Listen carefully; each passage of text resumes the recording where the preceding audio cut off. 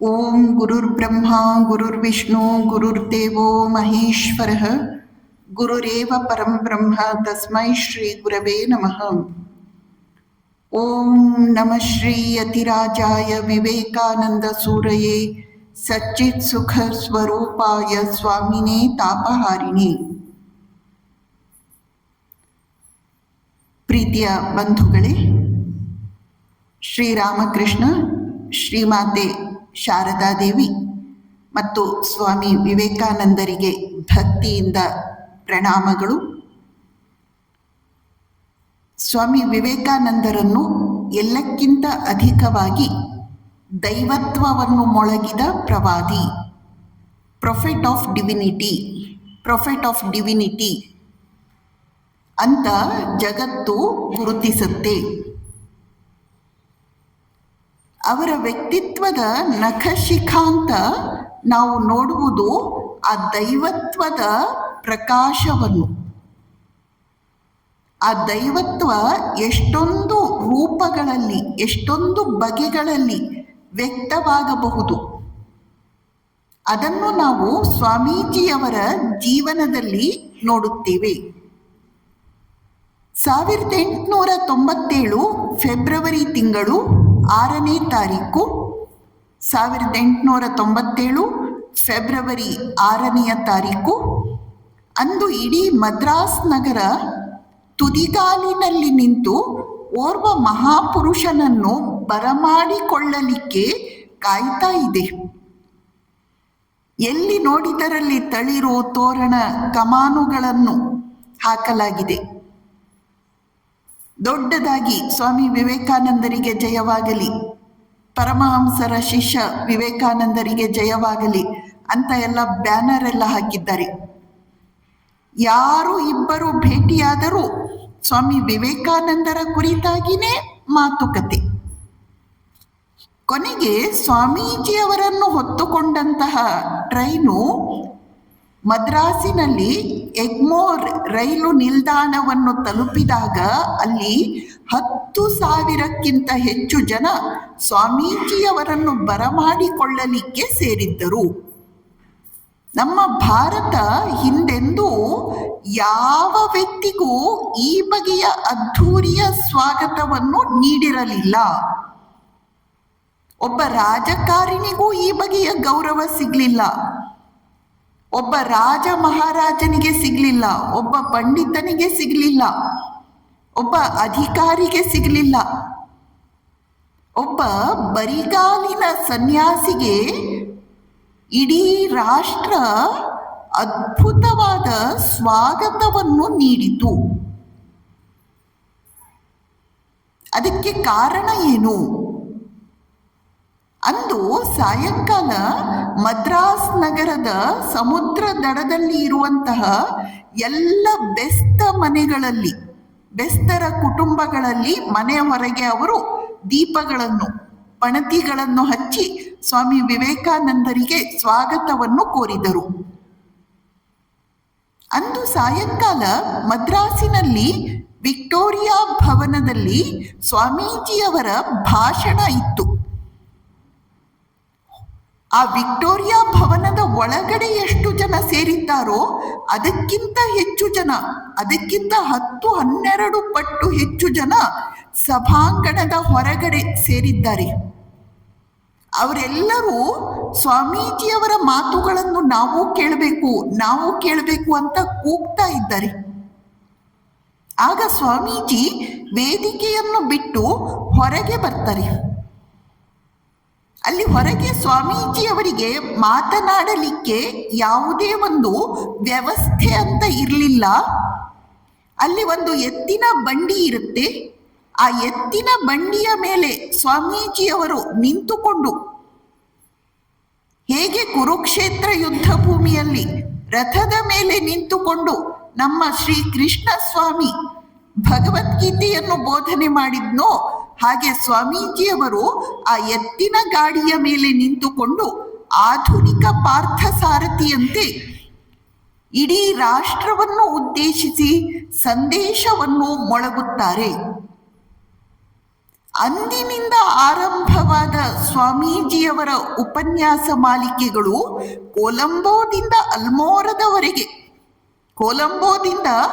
ಅಲ್ಮೋರದವರೆಗೆ ಅವರು ಹೋದೆಡೆಯಲ್ಲೆಲ್ಲ ಒಂದಾದ ಮೇಲೊಂದರಂತೆ ಮಿಂಚಿನಂತಹ ಸಂದೇಶಗಳು, ಸಿಡಿಲಿನಂತಹ ಸಂದೇಶಗಳನ್ನು ಸ್ವಾಮೀಜಿ ಮೊಳಗುತ್ತಾರೆ. ಸ್ವಾಮೀಜಿಯವರ ಸಂದೇಶ ಅಂತ ಹೇಳಿದಾಗ ಶಕ್ತಿಯ ಸಂದೇಶ. ಸ್ವಾಮೀಜಿಯವರ ಸಂದೇಶ ಅಂತ ಹೇಳಿದಾಗ ಪ್ರಚಂಡ ಆತ್ಮಶ್ರದ್ಧೆಯ ಸಂದೇಶ. ಸ್ವಾಮೀಜಿಯವರ ಸಂದೇಶ ಅಂತ ಹೇಳಿದಾಗ ಅದು ಉತ್ಕಟವಾದ ರಾಷ್ಟ್ರ ಪ್ರೇಮ ಸಂಪನ್ನ ಸಂದೇಶಗಳು. ಸ್ವಾಮೀಜಿಯವರ ಸಂದೇಶ ಅಂತ ಹೇಳಿದಾಗ ಅದು ಉತ್ಕಟ ರಾಷ್ಟ್ರ ಪ್ರೇಮ ಸಂಪನ್ನವಾದಂತಹ ಸಂದೇಶಗಳು. ಇದೇ ಸನ್ಯಾಸಿ 4 ವರ್ಷಗಳ ಹಿಂದೆ ವಾರಾಣಸಿಗೆ ಹೋಗಿದ್ರು. ಆಗ ಇನ್ನೂ ಸ್ವಾಮಿ ವಿವೇಕಾನಂದರಿಗೆ 26-27 ವರ್ಷ.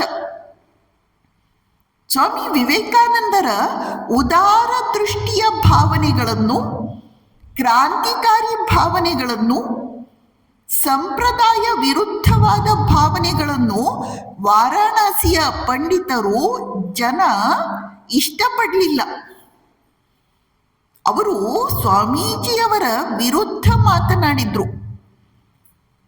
ಸ್ವಾಮೀಜಿಯವರ ಬಿಸಿ ರಕ್ತ ಕುದಿಯಿತು. ಸ್ವಾಮೀಜಿಯವರು ಆಗ ಹೇಳ್ತಾರೆ, ನಾನು ಇಡೀ ವಿಶ್ವದ ಮೇಲೆ ಬಾಂಬಿನಂತೆ ಎರಗುವವರೆಗೆ ಮರಳಿ ವಾರಾಣಸಿಗೆ ಬರುವುದಿಲ್ಲ. ನಾನು ಇಡೀ ಜಗತ್ತಿನ ಮೇಲೆ ಬಾಂಬಿನಂತೆ ಎರಗಿದ ಮೇಲೆ ಆಗ ನಾನು ವಾರಾಣಸಿಗೆ ಬರ್ತೇನೆ. ಆಗ ಇಡೀ ಸಮಾಜ ನನ್ನನ್ನು ನಾಯಿಯಂತೆ ಹಿಂಬಾಲಿಸುತ್ತೆ. ಆ ಮಾತು ಅಕ್ಷರಶಃ ಸತ್ಯವಾಯಿತು. ಸ್ವಾಮೀಜಿ ಇಡೀ ವಿಶ್ವದ ಮೇಲೆ ತಮ್ಮ ಪ್ರಭಾವವನ್ನು ಬೀರಿದ ಮೇಲೆಯೇ ಮರಳಿ ವಾರಾಣಸಿಗೆ ಹೋಗಿದ್ದು. ಇಲ್ಲಿ ಸ್ವಾಮೀಜಿ ಇಡೀ ಸಮಾಜ ನನ್ನನ್ನು ನಾಯಿಯಂತೆ ಹಿಂಬಾಲಿಸುತ್ತೆ ಅಂತ ಹೇಳಿದ್ರಲ್ಲ, ಅದು ಟೀಕೆ ಅಲ್ಲ, ಅದು ಬೈಲಿಕ್ಕೆ ಹೇಳಿದ್ದಲ್ಲ. ನಾಯಿ ಅತ್ಯಂತ ನಿಷ್ಠಾವಂತ ಪ್ರಾಣಿ. ನಾಯಿಗೆ ಎಷ್ಟು ತನ್ನ ಯಜಮಾನನ ಬಗ್ಗೆ ಭಕ್ತಿ ಶ್ರದ್ಧೆ ಇದೆಯೋ ಅಷ್ಟು ಮನುಷ್ಯರಿಗೆ ಇರುತ್ತೋ ಇಲ್ಲ ಗೊತ್ತಿಲ್ಲ. ಆದ್ದರಿಂದ ಸ್ವಾಮೀಜಿಯಲ್ಲಿ ಆ ಶಬ್ದವನ್ನು ಉಪಯೋಗಿಸಿದ್ದು. ಸ್ವಾಮೀಜಿಯವರ ಇಡೀ ವ್ಯಕ್ತಿತ್ವ ಇದೆಯಲ್ಲ, ಅದು ಅತಿ ಸುಂದರ.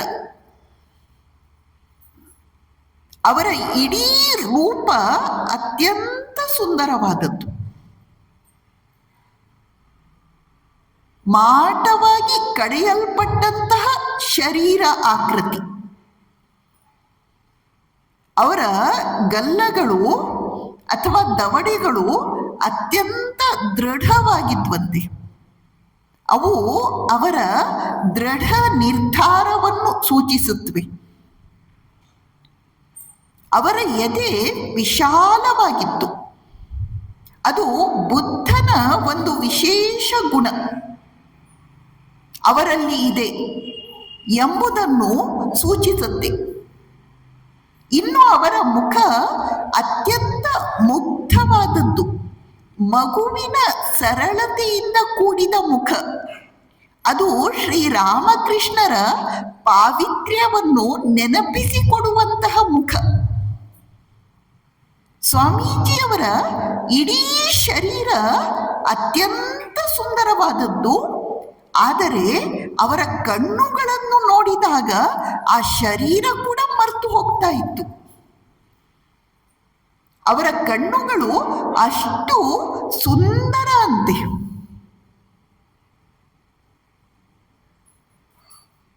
ಒಮ್ಮೆ ಸ್ವಾಮಿ ಶಾರದಾನಂದಜಿಯವರನ್ನು ಸ್ವಾಮಿ ವಿವೇಕಾನಂದರು ಹೇಗಿದ್ರು ಅಂತ ಒಬ್ರು ಪ್ರಶ್ನೆ ಮಾಡ್ತಾರೆ. ಆಗ ಸ್ವಾಮಿ ಶಾರದಾನಂದಜಿಯವರು ಸ್ವಾಮಿ ವಿವೇಕಾನಂದರ ಇಡೀ ಶರೀರ ಲಕ್ಷಣಗಳನ್ನು ವರ್ಣಿಸುತ್ತಾ ಕೊನೆಗೆ ಕಣ್ಣಿನ ವಿಷಯಕ್ಕೆ ಬರ್ತಾರೆ. ಕಣ್ಣುಗಳ ಬಗ್ಗೆ ಹೇಳಲಿಕ್ಕೆ ಹೊರಟಾಗ ಅವರ ಬಾಯಿಯಿಂದ ಯಾವ ಶಬ್ದವೂ ಹೊರಡಲೇ ಇಲ್ಲ. ಅವರ ಮಾತು ಮೂಕವಾಯಿತು. ಕೊನೆಗೆ ಅವರು ಕೈ ಮುಗಿದು ನಮಃ ಪಂಕಜ ನೇತ್ರಾಯ, ನಮಃ ಪಂಕಜ ನೇತ್ರಾಯ ಅಂದ್ರೆ ವಿಷ್ಣುವನ್ನು ಸ್ತುತಿ ಮಾಡುವಂತಹ ಒಂದು ಸ್ತುತಿ. ಪಂಕಜ ಅಂದ್ರೆ ಕಮಲ, ಕಮಲದಂತೆ ಅತ್ಯಂತ ಸುಂದರವಾದ ಕಣ್ಣುಗಳನ್ನು ಉಳ್ಳವರು ಅಂತ ಹೇಳ್ತಾರೆ. ಸ್ವಾಮೀಜಿ ಜಪಾನಿಗೆ ಹೋಗಿರ್ತಾರೆ. ಜಪಾನಲ್ಲಿ ಸ್ವಾಮೀಜಿ ಕೆಲವು ದಿನ ಉಳಿದುಕೊಂಡಿರ್ತಾರೆ. ಆಗ ಸ್ವಾಮೀಜಿ ಎಲ್ಲೆಲ್ಲಿ ಸಂಚರಿಸಿದರೋ ಅವರನ್ನು ನೋಡಿದವರೆಲ್ಲರೂ ಇನ್ನೊಮ್ಮೆ ಅವರನ್ನು ನೋಡಿದ್ರಂತೆ. ಅವರಿಗನ್ನಿಸ್ತಂತೆ, ಏನು ನಾವು ಬುದ್ಧನನ್ನೇ ನೋಡ್ತಾ ಇದ್ದೇವಾ ಹೇಗೆ ಎಂಬ ಭಾವನೆ ಅವರಲ್ಲಿ ಬಂತು. ಸ್ವಾಮೀಜಿಯವರು ಅವರ ಇಡೀ ವ್ಯಕ್ತಿತ್ವ ಇನ್ನೊಬ್ಬ ಬುದ್ಧನಂತೆ ಶಾಂತ, ಅಪ್ರಾಪಂಚಿಕ, ಪರಮ ಪವಿತ್ರವಾದದ್ದು. ಅಮೆರಿಕದ ವೃತ್ತಪತ್ರಿಕೆಗಳು ಸ್ವಾಮೀಜಿಯವರ ಕಣ್ಣುಗಳನ್ನು ವರ್ಣಿಸಿದ್ದೇ ವರ್ಣಿಸಿದ್ದು. ಸ್ವಾಮಿ ವಿರಜಾನಂದರು ಅದನ್ನು ಯಾವ ರೀತಿ ಹೇಳ್ತಾರಂದ್ರೆ, ದ್ಯಾಟ್ ಡೆವಿಲಿಶ್ ಐಸ್. ಇಲ್ಲಿ ಡೆವಿಲಿಶ್ ಅಂತ ಹೇಳಿದ್ರೆ ಅತ್ಯಂತ ಆಕರ್ಷಕವಾದಂತಹ ಕಣ್ಣುಗಳು.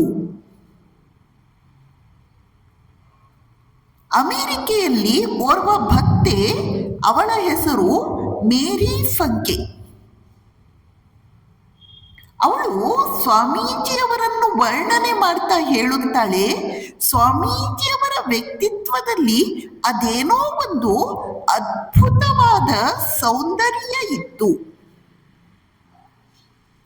ಅದು ಅವರ ಶರೀರದ ಸೌಂದರ್ಯ ಅಲ್ಲ.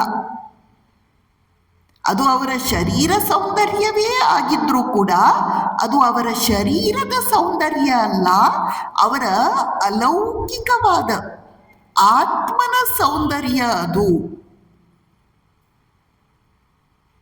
ಆತ್ಮನ ಮಹಿಮೆಯೇ ಸ್ವಾಮೀಜಿಯವರ ಶರೀರದ ಮೂಲಕ ಪ್ರತಿಫಲಿತ ಆಗ್ತಾ ಇತ್ತು. ಶ್ರೀಮತಿ ರೈಟ್ ಅಂತ ಒಬ್ರು ಬರ್ತಾರೆ. ಅವರು ಹೇಳ್ತಾರೆ, he was 30 years in age, but ages in civilization. ವಯಸ್ಸಿನ ದೃಷ್ಟಿಯಿಂದ ಸ್ವಾಮಿ ವಿವೇಕಾನಂದರನ್ನು ನೋಡಿದ್ರೆ ಅವರಿಗೆ 30 ವರ್ಷ. ಆದರೆ ಅವರು ನಾಗರಿಕತೆಯಷ್ಟು ಹಳಬರು. ಶರೀರದ ದೃಷ್ಟಿಯಿಂದ ನೋಡಿದಾಗ ಅವರಿಗೆ 30 ವರ್ಷ, ಆದರೆ ಅವರು ಜ್ಞಾನದ ದೃಷ್ಟಿಯಿಂದ, ಚಾರಿತ್ರ್ಯದ ದೃಷ್ಟಿಯಿಂದ ತೆಗೆದುಕೊಂಡಾಗ ಅವರು ಶತಮಾನಗಳಷ್ಟು ಹಳಬರು. ಶ್ರೀಮತಿ ರೈಟ್ ಈ ಮಾತನ್ನು ಹೇಳಲಿಕ್ಕೆ ಯಾವುದು ಕಾರಣ ಆಗಿರಬಹುದು? ಸ್ವಾಮೀಜಿಯವರು ತಮ್ಮ 17-18ನೇ ವಯಸ್ಸಿನಲ್ಲೇ ಕೋಲ್ಕತ್ತಾದ ಪ್ರಧಾನ ಗ್ರಂಥಾಲಯಗಳಿಗೆಲ್ಲ ಹೋಗಿ ತತ್ವಶಾಸ್ತ್ರವನ್ನು, ಧರ್ಮವನ್ನು, ಅಧ್ಯಾತ್ಮವನ್ನು, ಸಾಹಿತ್ಯವನ್ನು, ಮನಃಶಾಸ್ತ್ರವನ್ನು ಆಳವಾಗಿ ಅಧ್ಯಯನ ಮಾಡಿ ಕರಗತಗೊಳಿಸಿಕೊಂಡಿದ್ರು. ಕೇವಲ ಅವರಿಗೆ 18 ವರ್ಷ ಆಗಿದ್ರೂ ಕೂಡ ಅವರಿಗೆ ಇಂಥದ್ದು ಒಂದು ಗೊತ್ತಿಲ್ಲ ಅಂತ ಇರಲೇ ಇಲ್ಲ. ಪೌರ್ವಾತ್ಯ ಮತ್ತು ಪಾಶ್ಚಾತ್ಯ ತತ್ವಶಾಸ್ತ್ರ ಗೊತ್ತಿತ್ತು, ಸಾಹಿತ್ಯ ಗೊತ್ತಿತ್ತು, ಕೊನೆಗೆ ಅನಾಟೊಮಿ, ಶರೀರ ರಚನಾ ಶಾಸ್ತ್ರ ಕೂಡ ಅವ್ರಿಗೆ ಗೊತ್ತಿತ್ತು.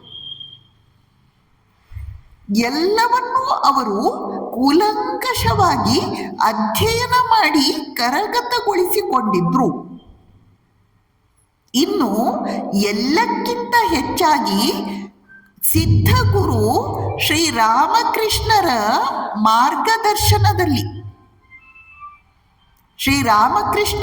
ಮಾರ್ಗದರ್ಶನದಲ್ಲಿ ಅವರು ಕೇವಲ ತಮ್ಮ 24ನೆಯ ವಯಸ್ಸಿನಲ್ಲಿ ನಿರ್ವಿಕಲ್ಪ ಸಮಾಧಿ, ಯಾವುದು ಎಷ್ಟೋ ಜನ್ಮಗಳ ತಪಸ್ಸಿನಿಂದ ಲಭಿಸುವಂಥದ್ದು, ಅಂಥ ನಿರ್ವಿಕಲ್ಪ ಸಮಾಧಿ, ಮನುಷ್ಯ ಜೀವನದ ಗುರಿ ನಿರ್ವಿಕಲ್ಪ ಸಮಾಧಿಯನ್ನು ಪಡೆದುಕೊಂಡಿದ್ದರು ಅಂದ್ರೆ ಏನು ಆಶ್ಚರ್ಯ, ಏನು ಅದ್ಭುತ ಸಂಗತಿ ಅದು. ಕೇವಲ 24ನೇ ವಯಸ್ಸಿನಲ್ಲಿ ಅವರು ಮನುಷ್ಯ ಜೀವನದ ಗುರಿ ನಿರ್ವಿಕಲ್ಪ ಸಮಾಧಿಯನ್ನು ಪಡೆದಿದ್ರು. ನಿರ್ವಿಕಲ್ಪ ಸಮಾಧಿ ಪಡೆದ ಮೇಲೆ ಒಬ್ಬ ವ್ಯಕ್ತಿ ಸರ್ವಜ್ಞ ಪುರುಷನಾಗ್ತಾನೆ. ಆದ್ದರಿಂದ ಶ್ರೀಮತಿ ರೈಟ್ ಹೇಳಿದ ಮಾತು ಸತ್ಯವಾಗಿದೆ. ಅವರಿಗೆ ವಯೋಮಾನದ ದೃಷ್ಟಿಯಿಂದ 30 ವರ್ಷ, ಆದರೆ ಅವರು ನಿಜವಾಗಿ ಶತಮಾನಗಳಷ್ಟು ಹಳಬರು. ಅಂತಹ ಜ್ಞಾನ, ಸತ್ವ, ದೈವತ್ವ ಸ್ವಾಮೀಜಿಯವರ ವ್ಯಕ್ತಿತ್ವದಲ್ಲಿ ಸೇರಿಕೊಂಡಿತ್ತು. ಸೋದರಿ ದೇವಮಾತಾ ಅಂತ ಒಬ್ರು ಶಿಷ್ಯೆ, ಅವಳ ಹೆಸರು ಲಾರಾ ಗ್ಲೇನ್. ಅವಳು ಇದ್ದದ್ದು ನ್ಯೂಯಾರ್ಕಿನಲ್ಲಿ. ಒಂದು ದಿನ ಅವಳು ನ್ಯೂಯಾರ್ಕಿನಲ್ಲಿ ಮೆಡಿಸನ್ ಅವೆನ್ಯೂ ಅಂತನ್ನುವ ಚೌಕದ ಹತ್ರ ನಡೆದುಕೊಂಡು ಹೋಗ್ತಾ ಇದ್ದಾಳೆ. ಅಲ್ಲೊಂದು ದೊಡ್ಡ ಬಿಲ್ಡಿಂಗ್ ಇದೆ, ವಿಶ್ವ ಭ್ರಾತೃತ್ವ ಭವನ ಅಂತ ಅದರ ಹೆಸರು. ಅದರ ಕಿಟಕಿಯ ಮೇಲೆ ಒಂದು ಫಲಕ, ಬೋರ್ಡ್ ಹಾಕಿದ್ದಾರೆ. ಬರಲಿರುವ ಭಾನುವಾರ ಮಧ್ಯಾಹ್ನ 3 ಗಂಟೆಗೆ ಸ್ವಾಮಿ ವಿವೇಕಾನಂದರು ಇಲ್ಲಿ ವೇದಾಂತ ಎಂದರೇನು ಎಂಬ ವಿಷಯವಾಗಿ ಉಪನ್ಯಾಸವನ್ನು ಮಾಡ್ತಾರೆ. ಅದರ ಮುಂದಿನ ಭಾನುವಾರ 3 ಗಂಟೆಗೆ ಸ್ವಾಮಿ ವಿವೇಕಾನಂದರು ಯೋಗ ಎಂದರೇನು ಎಂಬ ವಿಷಯವಾಗಿ ಭಾಷಣವನ್ನು ಮಾಡುತ್ತಾರೆ. ಅವಳಿಗೆ ಕುತೂಹಲ ಆಯಿತು. ಅವಳು ಹಿಂದೂ ಧರ್ಮ ಸಂಸ್ಕೃತಿ ಬಗ್ಗೆ ತಿಳಿದುಕೊಂಡಿದ್ಲು. ಅವಳು ಸ್ವಾಮಿ ವಿವೇಕಾನಂದರನ್ನು ನೋಡಿರಲಿಲ್ಲ, ಆದರೆ ಅವರ ಬಗ್ಗೆ ಕೇಳಿದ್ದಳು. ಸರಿ, ಆ ಭಾನುವಾರ ಮಧ್ಯಾಹ್ನ 3 ಗಂಟೆಗೆ 20 ನಿಮಿಷ ಇರುವಾಗ ಅವಳು ಆ ಸ್ಥಳಕ್ಕೆ ಹೋಗ್ತಾಳೆ. ಅವಳು ಬರೀತಾಳೆ, ಅದು ಅಂಥ ದೊಡ್ಡ ಸಭಾಂಗಣ ಏನೂ ಅಲ್ಲ, ಒಂದು ಹಜಾರದಂತಹ ಸ್ಥಳ ಅದು. ನಾನು ಹೋಗುವ ಹೊತ್ತಿಗೆ ಅದರ 3/4 ಭಾಗ ತುಂಬಿತ್ತು. ನಾನು ಅಲ್ಲಿ ಕುಳಿತುಕೊಂಡೆ. 3 ಗಂಟೆ ಆಗೋ ಹೊತ್ತಿಗೆ ಆ ಹಜಾರ ಪೂರ್ತಿ ತುಂಬಿಬಿಟ್ಟಿದೆ. ಅಷ್ಟೇ ಅಲ್ಲ, ಕಿಟಕಿ ಗೂಡುಗಳು, ಕಟಕಟೆ, ಮೆಟ್ಟಿಲುಗಳು ಎಲ್ಲ ಕಡೆ ಜನ ತುಂಬಿದ್ದಾರೆ. ಆ ಕೋಣೆ ಇದ್ದದ್ದು 2ನೇ ಮಹಡಿಯ ಮೇಲೆ. ಸ್ವಾಮೀಜಿಯವರ ಕೆಲವು ಮಾತುಗಳನ್ನಾದರೂ ಕೇಳಿ ಧನ್ಯರಾಗೋಣ ಅಂತ ಅದರ ಕೆಳಗಡೆ ಕೂಡ ಅನೇಕ ಜನ ನಿಂತಿದ್ದಾರೆ. ಸರಿಯಾಗಿ 3 ಗಂಟೆ ಆಯಿತು. ಒಂದು ಹೆಜ್ಜೆ ಸಪ್ಪಳ ಕೇಳಿಸ್ತು. ಆ ಹೆಜ್ಜೆಗಳು ಎಡ ಬಲವನ್ನು ನೋಡದೆ ನೇರವಾಗಿ ನಡೆದುಕೊಂಡು ಬಂದು ವೇದಿಕೆಯ ಮೇಲೆ ನಿಂತುಕೊಂಡಿತ್ತು. ಅವರು ಮಾತನಾಡಲಿಕ್ಕೆ ಆರಂಭ ಮಾಡಿದ್ರು. ನನಗೆ ನಾನು ಎಲ್ಲಿದ್ದೇನೆ, ನಾನು ಯಾರು, ನನ್ನ ಸುತ್ತಮುತ್ತ ಯಾರಿದ್ದಾರೆ, ದೇಶ, ಕಾಲ, ಸ್ಥಳ ಎಲ್ಲ ಮರ್ತೋಯ್ತು. ಅನಂತವಾದ ಮೌನವನ್ನು ನಾನು ಪ್ರವೇಶ ಮಾಡಿದ್ದೇನೆ. ಅಲ್ಲಿ ಗುಡುಗುತ್ತಿರುವ ಆ ಧ್ವನಿಯನ್ನು ಬಿಟ್ಟರೆ ಮತ್ತೇನೂ ಇಲ್ಲ. ಅನಂತ ಸಿದ್ಧಿಯ ದ್ವಾರವನ್ನು ತೆರೆದು ನನ್ನನ್ನು ಆ ಮಾರ್ಗದಲ್ಲಿ ಆ ಮಾತುಗಳು ಮುಂದುವರಿಸಿಕೊಂಡು ಹೋಗುತ್ತಿವೆ. ನಾನು ಎಲ್ಲಿಗೆ ಹೋಗ್ತಿದ್ದೇನೆ, ಗುರಿ ಏನು ನನಗೆ ಗೊತ್ತಿಲ್ಲ. ಆದರೆ ಆ ಮಾತುಗಳಲ್ಲಿ ನನ್ನನ್ನು ಗುರಿ ಸೇರಿಸುವ ಭರವಸೆ ಇದೆ. He stood before me as the prophet of infinitude. ಅವರು ನನ್ನ ಪಾಲಿಗೆ ಅನಂತತೆಯ ಪ್ರವಾದಿಯಾಗಿ ಗೋಚರಿಸಿದರು. ಸೋದರಿ ದೇವಮಾತಾ ಬರೆಯುತ್ತಾಳೆ, ಅವಳು ಬೇರೆಯೇ ಲೋಕಕ್ಕೆ ಹೋಗಿಬಿಟ್ಟಿದ್ದಾಳೆ. ಅವಳು ಆ ಲೋಕದಿಂದ ಇಳಿದು ಬಂದಾಗ ನೋಡಿದ್ರೆ ಆ ದೊಡ್ಡ ಹಜಾರದಲ್ಲಿ ಬೇರೆ ಯಾರೂ ಇಲ್ಲ. ವೇದಿಕೆಯ ಹತ್ರ ಸ್ವಾಮಿ ವಿವೇಕಾನಂದರು, ಅವರ ಹತ್ರ ಇಬ್ರು ದಂಪತಿಗಳು ಅಷ್ಟೇ ಇದ್ದಾರೆ. ಒಂದು ಶ್ರದ್ಧೆ ಇರುವುದಾದರೆ ಸ್ವಾಮಿ ವಿವೇಕಾನಂದರ ಮಾತುಗಳು ನಮ್ಮನ್ನು ಎಲ್ಲಿಯವರೆಗೆ ಕರೆದುಕೊಂಡು ಹೋಗುತ್ತವೆ ಎನ್ನುವುದಕ್ಕೆ ಸಾಕ್ಷಿ ಸೋದರಿ ದೇವಮಾತಾ ಅವರ ಮಾತುಗಳು. ಸ್ವಾಮೀಜಿ ದೈವತ್ವವನ್ನು ಮೊಳಗಿದ ಪ್ರವಾದಿ, ಪ್ರೊಫೆಟ್ ಆಫ್ ಡಿವಿನಿಟಿ. ಇನ್ನೊಂದು ಘಟನೆ, ಸ್ವಾಮೀಜಿ ನ್ಯೂಯಾರ್ಕಿನಲ್ಲಿ ಇರುವಾಗ ಅವರನ್ನು ಭೇಟಿಯಾಗಲಿಕ್ಕೆ ಇಬ್ಬರು ಅಕ್ಕ ತಂಗಿಯರು ಬಂದಿರ್ತಾರೆ. ಆ ಅಕ್ಕ ಇತ್ತೀಚೆಗೆ ತಾನೇ ತನ್ನ ಪತಿಯನ್ನು ಕಳೆದುಕೊಂಡು ದುಃಖದಲ್ಲಿ ಇರ್ತಾಳೆ. ಇಬ್ಬರೂ ಹೋಗಿ ಸ್ವಾಮಿ ವಿವೇಕಾನಂದರ ಪ್ರವಚನವನ್ನು ಕೇಳಲಿಕ್ಕೆ ಕುಳಿತುಕೊಳ್ತಾರೆ. ಅದರಲ್ಲಿ ತಂಗಿಯಾದವಳು, ಅವಳ ಹೆಸರು ಜೋಸೆಫಿನ್ ಮ್ಯಾಕ್ಲಿಯಾರ್ಡ್, ಅವಳು ಬರೆಯುತ್ತಾಳೆ, ಸ್ವಾಮೀಜಿ ಅಂದು ಏನು ಮಾತನಾಡಿದರು ಅಂತ ನನಗೆ ಸರಿಯಾಗಿ ನೆನಪಿಲ್ಲ. ಅವರು ಹೇಳಿದ ಮೊದಲನೆಯ ವಾಕ್ಯ ಸತ್ಯವಾಗಿತ್ತು. ಅವರು ಹೇಳಿದಂತಹ ಎರಡನೆಯ ವಾಕ್ಯ ಸತ್ಯವಾಗಿತ್ತು. ಅವರು ನುಡಿದ ಮೂರನೆಯ ವಾಕ್ಯ ಸತ್ಯವಾಗಿತ್ತು. ಅನಂತರ ನಾನು ಮುಂದಿನ 7 ವರ್ಷಗಳ ಕಾಲ ಅವರನ್ನು ಹಿಂಬಾಲಿಸಿದೆ. ಅವರ ಪ್ರತಿಯೊಂದೊಂದು ಮಾತು, ವರ್ತನೆ ಸತ್ಯವಾಗಿತ್ತು. ಅವರು ನನಗೆ ಅನಂತ ಜೀವನದ ಪರಿಚಯವನ್ನು ಮಾಡಿಸಿಕೊಟ್ಟರು. ಅವರು ನನಗೆ ಅನಂತ ಜೀವನದ ಪರಿಚಯವನ್ನು ಮಾಡಿಸಿಕೊಟ್ಟರು. ಸೂರ್ಯನನ್ನು ಒಂದು ಸಲ ನೋಡಿದ ಮೇಲೆ ಮರೆಯುವಂತೆಯೇ ಇಲ್ಲ. ಸ್ವಾಮಿ ವಿವೇಕಾನಂದರು ಹೇಗಂತೆ, ಸೂರ್ಯನನ್ನು ಒಂದು ಸಲ ನೋಡಿದ ಮೇಲೆ ಮರೆಯುವಂತೆಯೇ ಇಲ್ಲ. ಇನ್ನೊಮ್ಮೆ ಅದೇ ಶಿಷ್ಯೆ, ಅವಳ ಹೆಸರು ಜೋಸೆಫಿನ್ ಮ್ಯಾಕ್ಲಿಯಾರ್ಡ್, ಅವಳು ಬರೆಯುತ್ತಾಳೆ, ಸ್ವಾಮೀಜಿಯವರಲ್ಲಿ ನನ್ನನ್ನು ಹಿಡಿದಿಟ್ಟಂತಹ ಅಂಶ ಯಾವುದೆಂದರೆ ಅವರ ಅನಂತತೆ. ಅವರ ವ್ಯಕ್ತಿತ್ವ ಅನಂತವಾದದ್ದು. ಅವರ ಉದ್ದ, ಅಗಲ, ಎತ್ತರ ಯಾವುದೂ ನನಗೆ ಕಾಣಿಸ್ತಾ ಇಲ್ಲ. ತ್ರಿವಿಕ್ರಮ ಸ್ವರೂಪ. ಇದು ಸ್ವಾಮೀಜಿಯವರ ವ್ಯಕ್ತಿತ್ವ ಅಂತ ಅವಳು ಬರೆಯುತ್ತಾಳೆ. ಇನ್ನೊಮ್ಮೆ ಇನ್ನೊಬ್ಬ ಶಿಷ್ಯ, ಅವರ ಹೆಸರು ಸ್ವಾಮಿ ಅತುಲಾನಂದರು. ಅವರು ಬರೆಯುತ್ತಾರೆ, ನಾನು ನ್ಯೂಯಾರ್ಕಿನಲ್ಲಿ ಒಬ್ಬರ ಮನೆಯಲ್ಲಿ ಸ್ವಾಮಿ ವಿವೇಕಾನಂದರನ್ನು ನೋಡಿದೆ.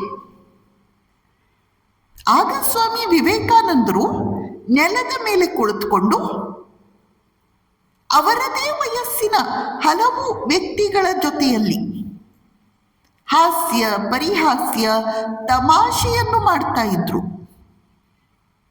ಕೆಲವು ನಿಮಿಷಗಳಾದ ಮೇಲೆ ಅವರು ಬಂದು ವೇದಿಕೆಯ ಮೇಲೆ ನಿಂತುಕೊಂಡರು. ಆ ದೃಶ್ಯ ಅದ್ಭುತವಾಗಿತ್ತು. ಅವರ ವ್ಯಕ್ತಿತ್ವದಲ್ಲಿ ಆ ಶಕ್ತಿ ಎಲ್ಲಿಂದ ಬಂತು? ಏನು ಅದ್ಭುತ ವ್ಯಕ್ತಿತ್ವ, ಎಂಥ ಪೌರುಷ, ಎಂಥ ಶಕ್ತಿ. ಅವರ ಮುಂದೆ ಅಲ್ಲಿ ಇರುವ ಉಳಿದವರೆಲ್ಲರೂ ಅತ್ಯಂತ ಚಿಕ್ಕವರಾಗಿ, ಕುಬ್ಜರಾಗಿ ಗೋಚರಿಸಿದರು.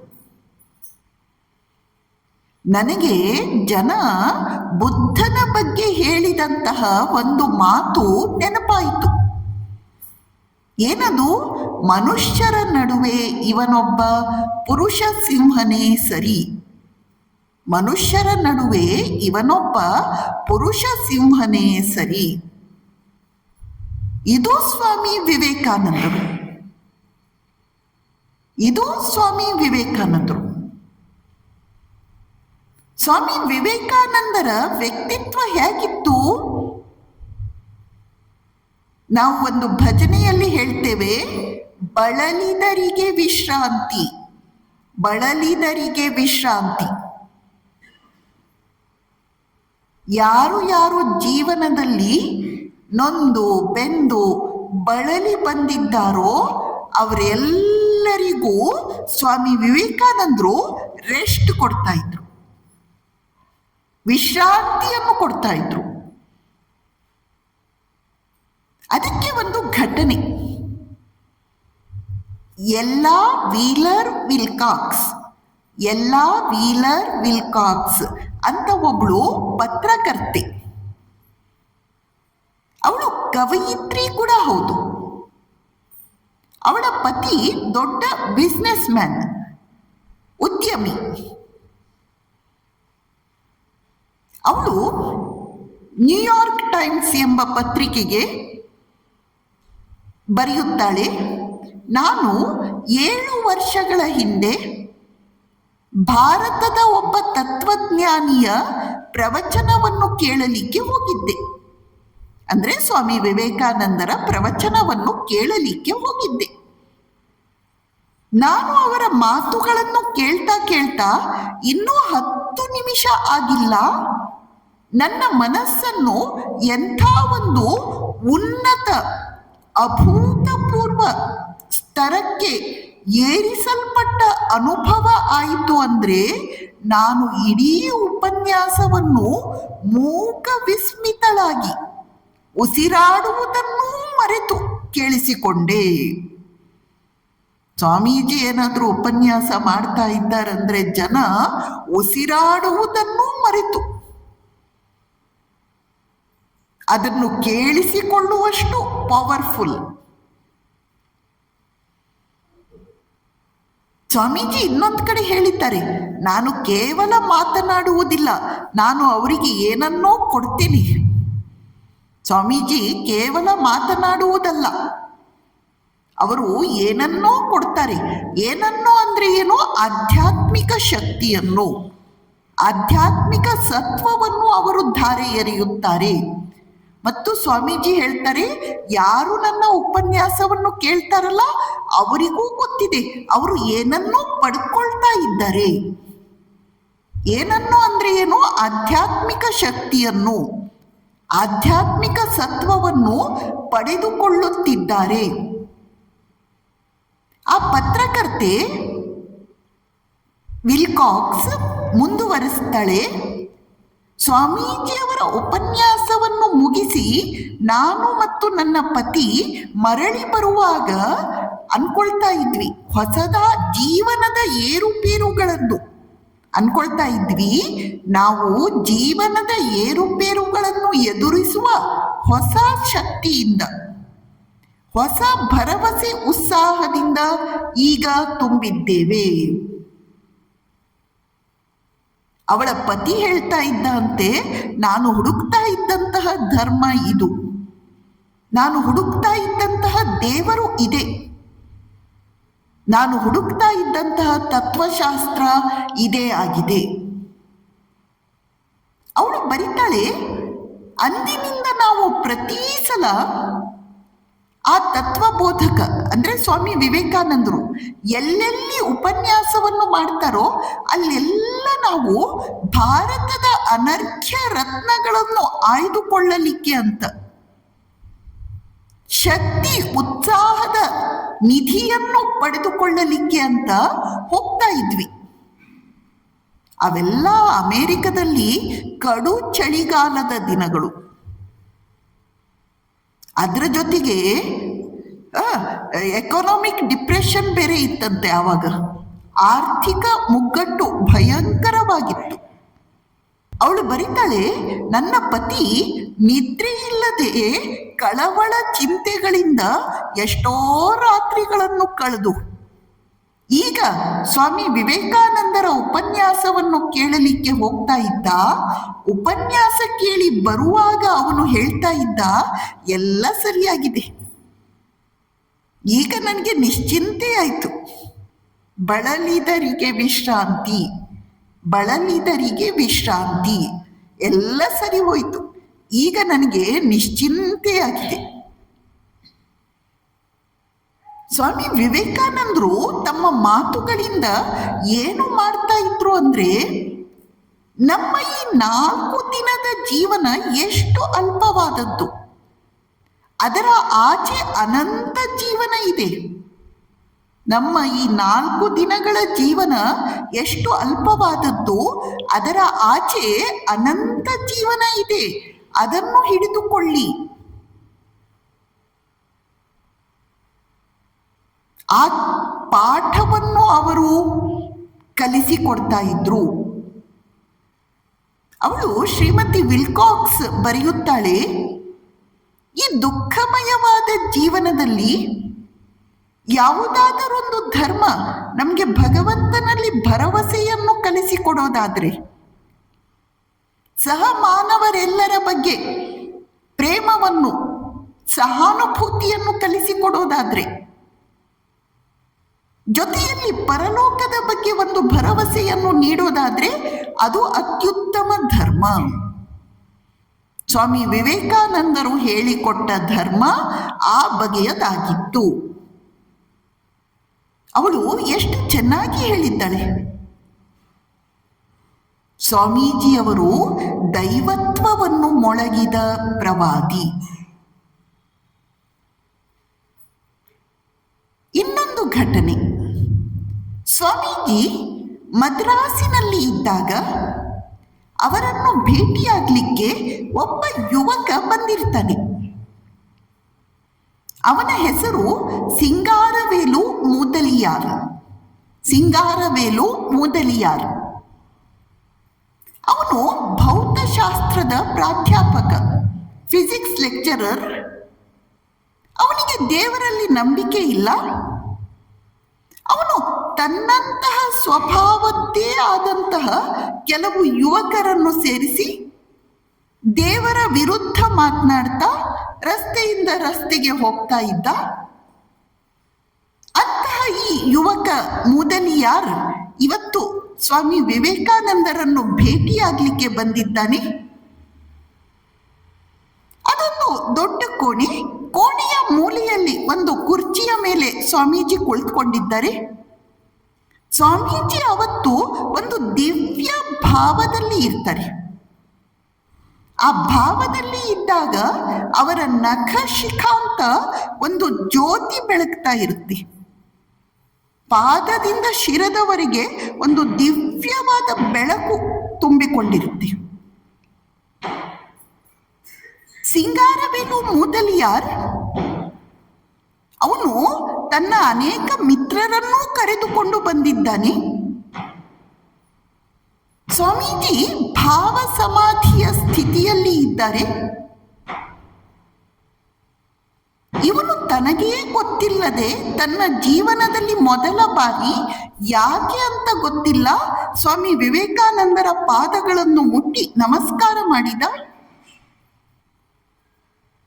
ಸ್ವಾಮೀಜಿ ಅವರಿಗೆ ಎಚ್ಚರ ಆಯಿತು. ಸ್ವಾಮೀಜಿ ಕೇಳಿದ್ರು, ನೀನ್ ಏನ್ ಮಾಡಿಬಿಟ್ಟೆ, ಇದರ ಪರಿಣಾಮ ಏನಾಗುತ್ತೆ ಅಂತ ನಿನಗೆ ಗೊತ್ತಿಲ್ಲ. ಅದು ಏನಾಯ್ತು ಗೊತ್ತಿಲ್ಲ, ಅವನಿಗೆ ಮಿಂಚು ತಗಲಿದ ಹಾಗೆ ಆಯ್ತು. ಅವನು ಒಂದೇ ಸಮನೆ ಕಣ್ಣೀರು ಹಾಕ್ಲಿಕ್ಕೆ ಶುರು ಮಾಡಿದ. ಯಾರು ಏನ್ ಹೇಳಿದ್ರು ಅವನಿಗೆ ಕೇಳಿಸ್ಲೇ ಇಲ್ಲ. ಅವನು ಎಷ್ಟು ಹೊತ್ತು ಕಣ್ಣೀರು ಹಾಕ್ತಾ ಕುಳಿತಿದ್ದ ಅಂದ್ರೆ ಅವನ ಜೊತೆ ಬಂದವರು, ಆ ಕೋಣೆಯಲ್ಲಿ ಇದ್ದ ಬೇರೆಯವರು ಎಲ್ಲರೂ ಹೋಗಿ ಆಯ್ತು, ಅವನಲ್ಲೇ ಕುಳಿತಿದ್ದ. ಸ್ವಾಮೀಜಿ ಹೇಳಿದ್ರಲ್ವಾ, ನೀನೇನ್ ಮಾಡಿದೆ, ಇದರ ಪರಿಣಾಮ ಏನು ಅಂತ ನೀನು ಊಹಿಸಲಾರೆ. ಇಡೀ ಮೆಡ್ರಾಸ್ ನಗರ ನೋಡುತ್ತಿದ್ದಂತೆಯೇ ಆ ನಾಸ್ತಿಕ ಸಿಂಗಾರವೇಲು ಬದಲಾಗಿ ಆಸ್ತಿಕ ವ್ಯಕ್ತಿ ಆಗ್ತಾನೆ. ಅವನು ಮದ್ರಾಸಿನಲ್ಲಿ ಸಮುದ್ರ ದಡದಲ್ಲಿ ಒಂದು ಸಣ್ಣ ಗುಡಿಸಲನ್ನು ಹಾಕಿಕೊಂಡು ಹೆಚ್ಚಿನ ಸಮಯವನ್ನು ಧ್ಯಾನ ಜಪಗಳಲ್ಲಿ ಕಳೀತಾ ಇದ್ದ. ಸ್ವಾಮೀಜಿಯವರ ಸ್ಪರ್ಶ ಮಾತ್ರದಿಂದಲೇ ಅವನ ಜೀವನವೇ ಪರಿವರ್ತನೆಯಾಗಿ ಹೋಯಿತು. ಸ್ವಾಮೀಜಿ ದೈವತ್ವವನ್ನು ಮೊಳಗಿದ ಪ್ರವಾದಿ. ಸ್ವಾಮಿ ವಿವೇಕಾನಂದರು ಹೇಳ್ತಾರೆ, ನನ್ನ ನುಡಿಗಳು ಸಿಡಿಲ ಕಿಡಿಗಳು, ಅವು ತಾವಾಗಿಯೇ ನಿಮ್ಮ ಮೆದುಳನ್ನು ಪ್ರವೇಶಿಸುತ್ತವೆ. ಮತ್ತೆಂದಿಗೂ ನೀವು ಅವುಗಳ ಪ್ರಭಾವದಿಂದ ತಪ್ಪಿಸಿಕೊಳ್ಳಲಾರಿರಿ. ಸೋದರಿ ದೇವಮಾತಾಗೆ ಆಗಿದ್ದು ಹೀಗೆ, ಜೋಸೆಫಿನ್ ಮ್ಯಾಕ್ಲಿಯಾಡ್ಗೆ ಆಗಿದ್ದು ಹೀಗೆ, ಶ್ರೀಮತಿ ವಿಲ್ಕಾಕ್ಸ್ಗೆ, ಸಿಂಗಾರವೇಲು ಮೊದಲಿಯಾರ್ಗೆ ಆಗಿದ್ದು ಹೀಗೆ. ನನ್ನ ನುಡಿಗಳು ಸಿಡಿಲ ಕಿಡಿಗಳು, ಅವು ತಾವಾಗಿಯೇ ನಿಮ್ಮ ಮೆದುಳನ್ನು ಪ್ರವೇಶಿಸುತ್ತವೆ. ಮತ್ತೆಂದಿಗೂ ನೀವು ಅವುಗಳ ಪ್ರಭಾವದಿಂದ ತಪ್ಪಿಸಿಕೊಳ್ಳಲಾರಿರಿ. ಸ್ವಾಮೀಜಿಯವರೇ ಹೇಳ್ತಾರೆ, ನಾನು ವೇದಿಕೆಯ ಮೇಲೆ ನಿಂತು ಅತ್ತಿಂದಿತ್ತ ಹೆಜ್ಜೆ ಹಾಕ್ತಾ ಮಾತನಾಡ್ಲಿಕ್ಕೆ ಆರಂಭ ಮಾಡಿದ್ರೆ ನನ್ನೊಳಗೆ ಒಂದು ಶಕ್ತಿ ಜಾಗೃತ ಆಗುತ್ತೆ. ಆ ಶಕ್ತಿಯ ಸಹಾಯದಿಂದ ನಾನು ಸಾವಿರಾರು ಜನರನ್ನು ಮಾಯೆಯ ಆಚೆಯ ದಡಕ್ಕೆ ತಲುಪಿಸಬಲ್ಲೆ. ಅಂತಹ ಒಂದು ಪ್ರಚಂಡ ಶಕ್ತಿ ಸ್ವಾಮಿ ವಿವೇಕಾನಂದರದು. ಸ್ವಾಮೀಜಿಯವರ ಸಂದೇಶ ಏನು? 1-2 ನಿಮಿಷ ಅದನ್ನು ಆಲೋಚನೆ ಮಾಡೋಣ. ಸ್ವಾಮೀಜಿಯವರ ಪ್ರಧಾನವಾದಂತಹ ಸಂದೇಶಗಳು ಯಾವುವು? ಮೊದಲನೆಯದು, ಸುಪ್ತ ದೈವರೇ ಏಳಿರೇಳಿ. ಸ್ವಾಮೀಜಿಯವರ ಸಂದೇಶ, ನೀವೆಲ್ಲರೂ ದೇವರೇ ಆಗಿದ್ದೀರಿ, ಎದ್ದೇಳಿ. ಹೇಗೆ ನಮಗೆಲ್ಲ ಕಥೆ ಗೊತ್ತಿದೆ, ಹುಲಿ ತನ್ನನ್ನು ಹುಲಿ ಅಂತ ತಪ್ಪಾಗಿ ತಿಳಿದುಕೊಂಡಿತು. ಹಾಗೆ ನಮ್ಮನ್ನು ನಾವು ಮನುಷ್ಯರು ಅಂತ ತಪ್ಪಾಗಿ ತಿಳಿದುಕೊಂಡಿದ್ದೇವೆ. ನಾವೆಲ್ಲ ಅಮೃತ ಪುತ್ರರು, ನಿತ್ಯ ಶುದ್ಧ ಸ್ವರೂಪರು, ಮುಕ್ತಾತ್ಮರು. ಧರ್ಮ ಅಂತ ಹೇಳಿದಾಗ manifestation of divinity already within man. ನಮ್ಮೊಳಗೆ ಅದಾಗಲೇ ಇರುವಂತಹ ದೈವತ್ವವನ್ನು ಸಾಕ್ಷಾತ್ಕರಿಸಿಕೊಳ್ಳುವುದು. ಅಮರ ಆತ್ಮನೇ ಅಮೃತ ಪುತ್ರನೇ, ಅಮಲಾನಂದದಿ ಪರಿಪೂರ್ಣನು ನೀ. ಇದು ಸ್ವಾಮೀಜಿಯವರ ಮೊದಲನೇ ಸಂದೇಶ. ಎರಡನೇ ಸಂದೇಶ ಇನ್ನೂ ಅದ್ಭುತವಾಗಿದೆ. ಕುವೆಂಪು ಅವರು ಎಷ್ಟು ಚೆನ್ನಾಗಿ ಹೇಳ್ತಾರೆ, ಭರತ ಖಂಡದೊಳರಚು ತಲೆಯುವ ಮನುಜ ಮೃಗಗಳಿಗೆ ಸಿಂಹ ಹೃದಯವ ನಿಂತು ಗರ್ಜಿಸುವಂತೆ ನೀ ಮಾಡಿ. ನಾವೇ ಭರತ ಖಂಡದೊಳು ಅರಚುತ ಅಲೆಯುವ ಮನುಜ ಮೃಗಗಳಿಗೆ ಸಿಂಹ ಹೃದಯವ ನಿಂತು ಗರ್ಜಿಸುವಂತೆ ನೀ ಮಾಡಿ. ಕುರಿಯ ದೊಡ್ಡಿಯ ಮುರಿದು ಸಿಂಹದ ಗುಹೆಯ ವಿರಚಿಸಿದೆ. ನಮ್ಮೆಲ್ಲರ ಹೃದಯಗಳಲ್ಲಿ ಇರುವಂತಹ ಕುರಿಯ ದೊಡ್ಡಿಯನ್ನು ಮುರಿದು ಹಾಕಿ, ಅಂದ್ರೆ ಹೇಡಿತನವನ್ನು, ನಿಶಕ್ತಿಯನ್ನು ಮುರಿದು ಹಾಕಿ ಸಿಂಹದ ಗುಹೆಯ ವಿರಚಿಸಿದೆ. ನಿರ್ಭಯತೆಯ ಸಂದೇಶವನ್ನು, ಶಕ್ತಿಯ ಸಂದೇಶವನ್ನು ಮೊಳಗಿದವರು ಸ್ವಾಮಿ ವಿವೇಕಾನಂದರು. ಎರಡನೆಯದು, ಸ್ವಾಮೀಜಿ ಹೇಳ್ತಾರೆ, ನಿರ್ಭಯತೆಯೇ ನಾವು ಸಾರಬೇಕಾದಂತಹ ಏಕಮಾತ್ರ ಧರ್ಮ. ಅದನ್ನು ಸ್ವಾಮೀಜಿ ಸಾರಿದ್ದಾರೆ. ಮೂರನೆಯ ಸಂದೇಶ ನಮ್ಗೆಲ್ಲ ಗೊತ್ತಿರುವಂತೆ, ತ್ಯಾಗ ಸೇವೆ ನಿಮ್ಮ ನಾಡ ಭಾಗ್ಯವೆಂದು ನಂಬಿ ನಡೆಯೇ. ತ್ಯಾಗ ಸೇವೆ ನಿಮ್ಮ ನಾಡ ಭಾಗ್ಯವೆಂದು ನಂಬಿ ನಡೆಯೇ. ನಮ್ಮ ದೇಶದ ಆದರ್ಶ ತ್ಯಾಗ ಮತ್ತು ಸೇವೆ, ತ್ಯಾಗ ಮತ್ತು ಸೇವೆ. ಯಾವಾಗ ನಾವು ತ್ಯಾಗ ಮತ್ತು ಸೇವೆಯ ಮಾರ್ಗದಲ್ಲಿ ಮುಂದುವರಿಯುತ್ತೇವೆಯೋ ಆಗ ವ್ಯಕ್ತಿಯ ಜೀವನದಲ್ಲೂ, ಸಮಾಜ ಜೀವನದಲ್ಲೂ, ರಾಷ್ಟ್ರ ಜೀವನದಲ್ಲೂ ಮಹತ್ವಪೂರ್ಣ ಪರಿವರ್ತನೆ ಆಗುತ್ತೆ. ಜೀವಿ ಉದ್ಧಾರ ಆಗ್ತಾನೆ, ಶಾಂತಿಯನ್ನು ಪಡೆಯುತ್ತಾನೆ. ಅದಕ್ಕಾಗಿ ಸ್ವಾಮೀಜಿ ಈ ಯುಗಕ್ಕೆ ಜೀವ ಶಿವ ಸೇವೆಯ ಮಹಾನ್ ಸಂದೇಶವನ್ನು ಮೊಳಗಿದ್ದಾರೆ. ಸ್ವಾಮೀಜಿ ಹೇಳ್ತಾರೆ, ನಾನು ಇಷ್ಟೊಂದು ತಪಸ್ಸಿನ ಬಳಿಕ ಕಂಡುಕೊಂಡ ಸತ್ಯವೇನೆಂದರೆ, ಪ್ರತಿಯೊಬ್ಬ ಮನುಷ್ಯನ ಒಳಗಡೆ ಶಿವ ಇದ್ದಾನೆ. ಆದ್ದರಿಂದ ಪ್ರತಿಯೊಬ್ಬ ಮನುಷ್ಯನಿಗೆ ನಾವು ಮಾಡುವ ಸೇವೆ ಇದೆಯಲ್ಲ, ಅದೇ ಅತ್ಯುನ್ನತ ಪೂಜೆ, ಅದೇ ಅತ್ಯುನ್ನತ ತಪಸ್ಸು. ಹೀಗೆ ಸ್ವಾಮೀಜಿಯವರ ಸಂದೇಶಗಳನ್ನು, ದೈವತ್ವವನ್ನು ಮೊಳಗಿದ ಪ್ರವಾದಿಯ ಸಂದೇಶಗಳನ್ನು ನಾವು ಈ ಮೂರು ಪದಗಳಲ್ಲಿ ಅಥವಾ ಕವನದ ಸಾಲುಗಳಲ್ಲಿ, ಸುಪ್ತ ದೈವರೇ ಏಳಿರೇಳಿ, ಕುರಿಯ ದೊಡ್ಡಿಯ ಮುರಿದು ಸಿಂಹದ ಗುಹೆಯ ವಿರಚಿಸಿದೆ, ತ್ಯಾಗ ಸೇವೆ ನಿಮ್ಮ ನಾಡ ಭಾಗ್ಯವೆಂದು ನಂಬಿ ನಡೆಯೇ, ಈ ಮೂರು ಕವನದ ಸಾಲುಗಳಲ್ಲಿ ಸೆರೆ ಹಿಡಿಯಬಹುದು. ನಾವು ಏನನ್ನು ಭಾವಿಸುತ್ತೇವೆಯೋ ಅದೇ ಆಗ್ತೇವೆ. ಆದ್ದರಿಂದ ನಾವು ಹೆಚ್ಚು ಹೆಚ್ಚು ಸ್ವಾಮಿ ವಿವೇಕಾನಂದರನ್ನು, ಅವರ ಜೀವನದ ಘಟನೆಗಳನ್ನು, ಅವರ ಸಂದೇಶಗಳನ್ನು ಭಾವಿಸ್ತಾ ಹೋಗ್ಬೇಕು. ಆಗ ಅದೇ ಮಾದರಿಯಲ್ಲಿ ನಮ್ಮ ಜೀವನ ರೂಪುಗೊಳ್ಳುವಂತಾಗುತ್ತೆ.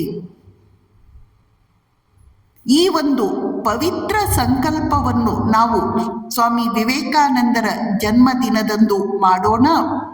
ಸ್ವಾಮಿ ವಿವೇಕಾನಂದರು ನಿಮ್ಮೆಲ್ಲರನ್ನು ರಕ್ಷಿಸಲಿ, ಕಾಪಾಡಲಿ, ಮುನ್ನಡೆಸಲಿ, ಪ್ರಚೋದಿಸಲಿ, ಆಧ್ಯಾತ್ಮಿಕ ಪಥದಲ್ಲಿ ಕೈ ಹಿಡಿದು ಬೆಳಕಿನ ಕಡೆಗೆ ಕರೆದುಕೊಂಡು ಹೋಗಲಿ ಎಂದು ಸ್ವಾಮಿ ವಿವೇಕಾನಂದರಲ್ಲಿ ನಿಮ್ಮೆಲ್ಲರಿಗಾಗಿ ಹೃತ್ಪೂರ್ವಕವಾಗಿ ಪ್ರಾರ್ಥನೆಯನ್ನು ಸಲ್ಲಿಸುತ್ತಾ ಈ ಮಾತುಗಳನ್ನು ಮುಕ್ತಾಯ ಮಾಡುತ್ತೇನೆ.